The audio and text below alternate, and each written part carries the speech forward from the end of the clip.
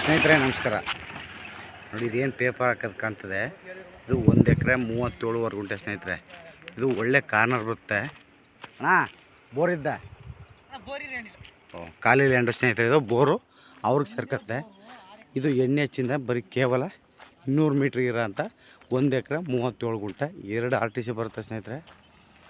ರೈತರಿಂದ ಇರೋದು. ಇದೇನು ಪೇಪರ್ ಆಗಿದೆ ಇದು. ಮತ್ತು ಇಲ್ಲಿ ಕಲ್ಟಿವೇಶನ್ ಆಗಿದೆ ನೋಡಿ. ಇದು ಒಂದು ಕೃಷಿ ಹೊಂಡ ಇದೆ, ಡ್ರಿಪ್ ಇದೆ, ಆದರೆ ಬೋರ್ ಇಲ್ಲ. ಫೈನ್ ಜಾಗ ಇದು.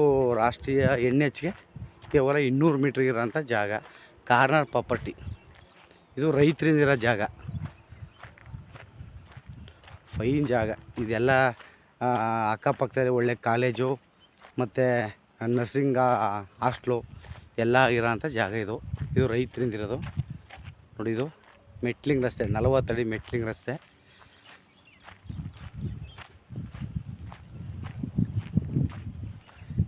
ನೋಡಿ ಇದೆಲ್ಲ ಒಳ್ಳೊಳ್ಳೆ ಹೊರಗಡೆ ಪರ್ಚೇಸ್ ಮಾಡಿ ಇದು ತೋಟ ಮಾಡ್ಕೊಂಡವ್ರೆ.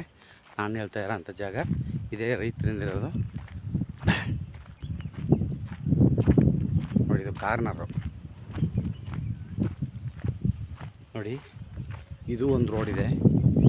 ಇದು ಒಂದು 25-30 ಅಡಿ ಬರುತ್ತೆ ನೋಡಿ. ಇದು 40 ಅಡಿ ಬರುತ್ತೆ. NHಗೆ ಕೇವಲ 200 ಮೀಟ್ರ್ ಇರೋದಂಥ ಜಾಗ.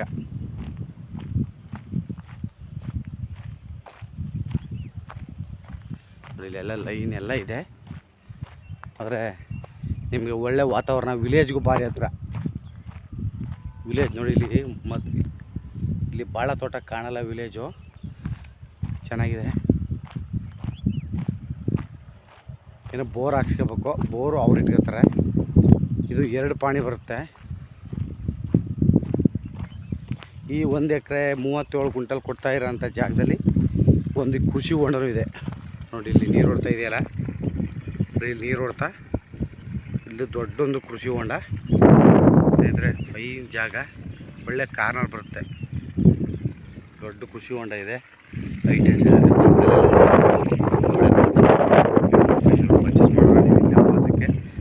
ಏನು ಬೇಕಾದ್ರೂ ಮಾಡ್ಬೋದು. ಬರೀ 200 ಮೀಟ್ರ್ NHಗೆ.